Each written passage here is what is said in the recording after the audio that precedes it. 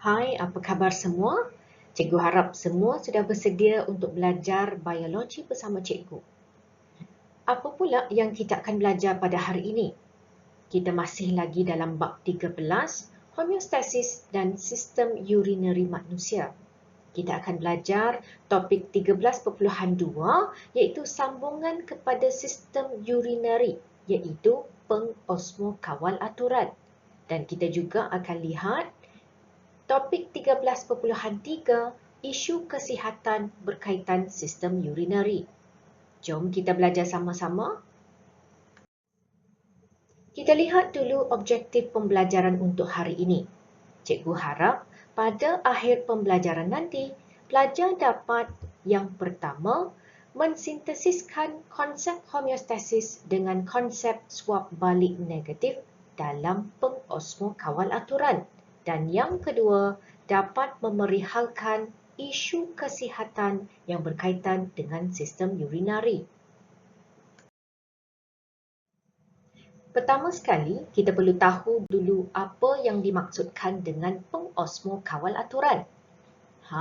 Proses pengosmokawal aturan ialah proses mengawal atur air dan garam dalam badan supaya tekanan osmosis darah dapat dikekalkan pada julat normal. Jadi apa kaitannya proses ini dengan ginjal? Kita dah belajar sebelum ini, ginjallah merupakan organ yang mengawal proses pengosmokawal aturan. Pengambilan makanan dan minuman akan mempengaruhi kandungan air dan garam dalam badan kita. Perubahan yang berlaku pada kandungan air dan garam akan menyebabkan isi padu air kencing yang dihasilkan oleh ginjal juga berubah. Sebab itu, kadang-kadang kita menghasilkan isi padu air kencing yang banyak dan kadang-kadang kita menghasilkan isi padu air kencing yang sedikit sahaja. Proses pengosmokawal aturan menggunakan mekanisme homeostasis iaitu proses pembetulan yang melibatkan suap balik negatif. Ingat lagi ke apa yang dimaksudkan dengan suap balik negatif?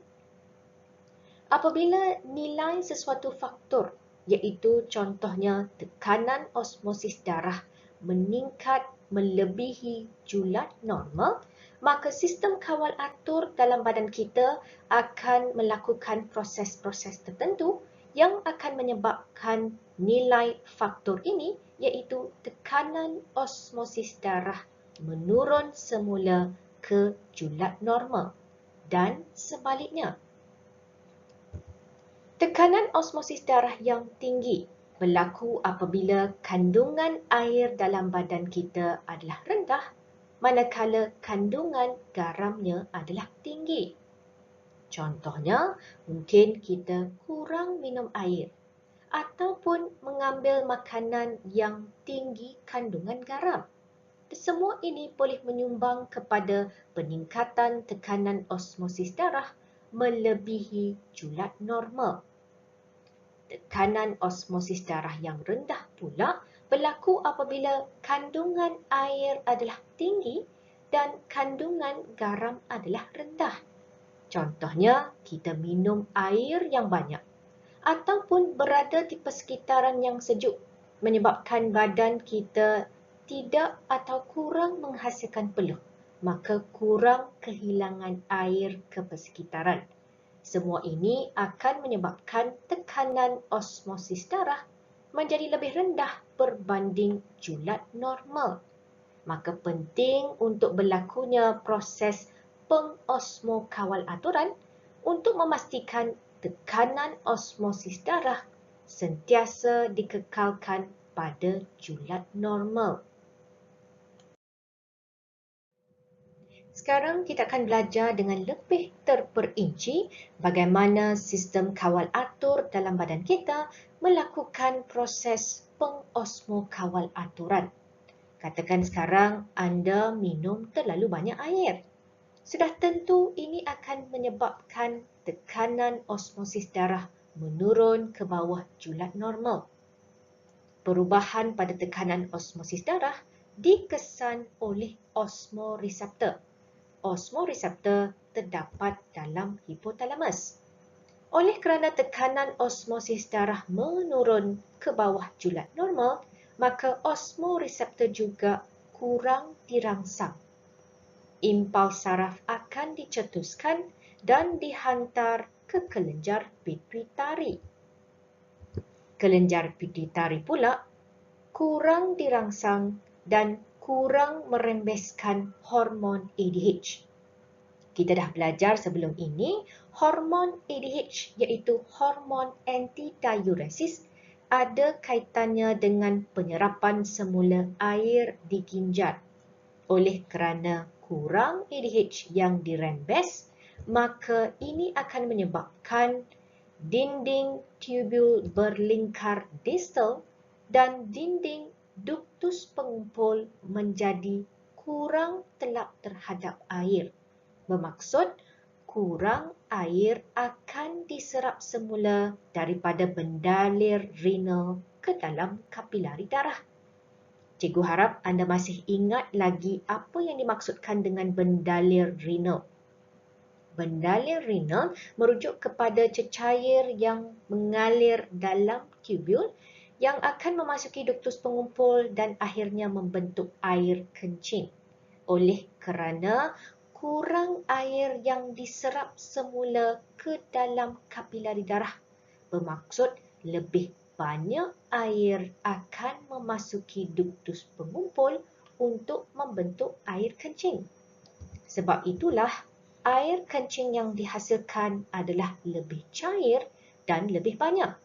Dan ini seterusnya akan menyebabkan tekanan osmosis darah kembali ke julat normal.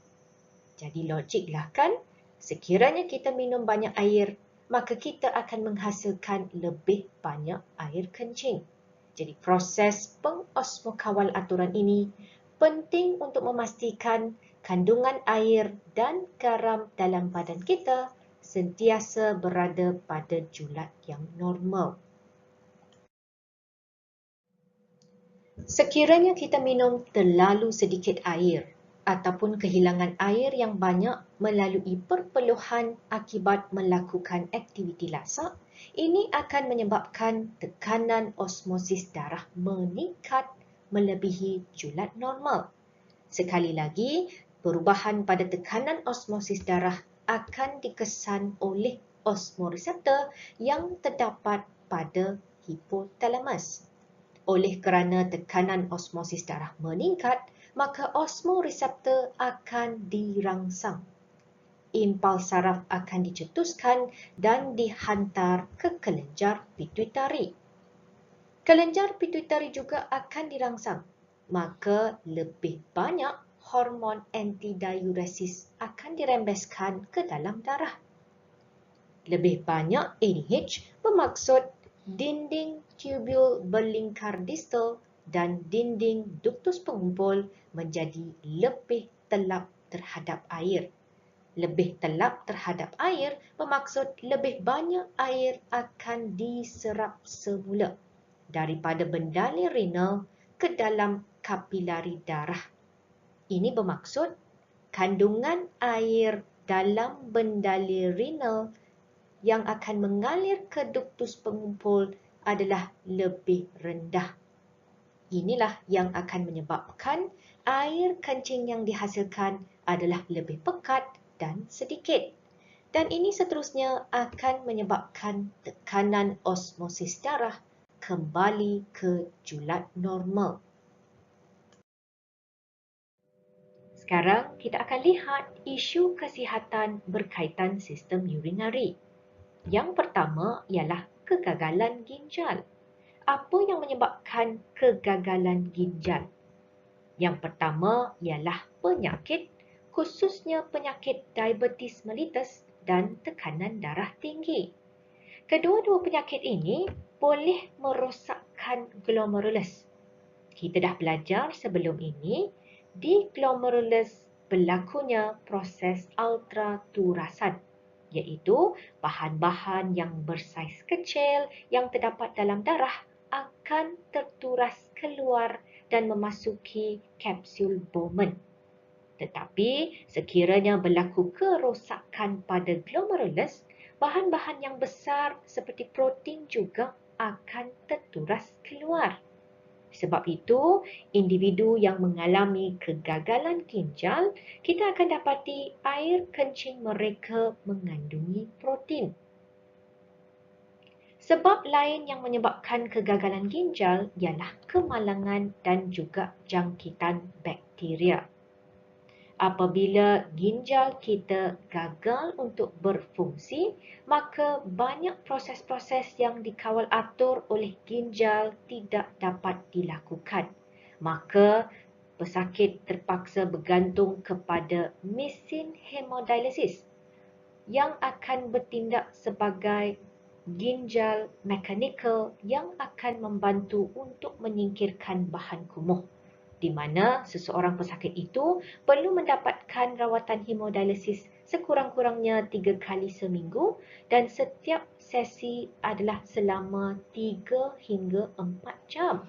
Dan individu itu terpaksa bergantung kepada mesin hemodialisis sepanjang hayat. Sebab itu penting untuk kita menjaga kesihatan ginjal kita.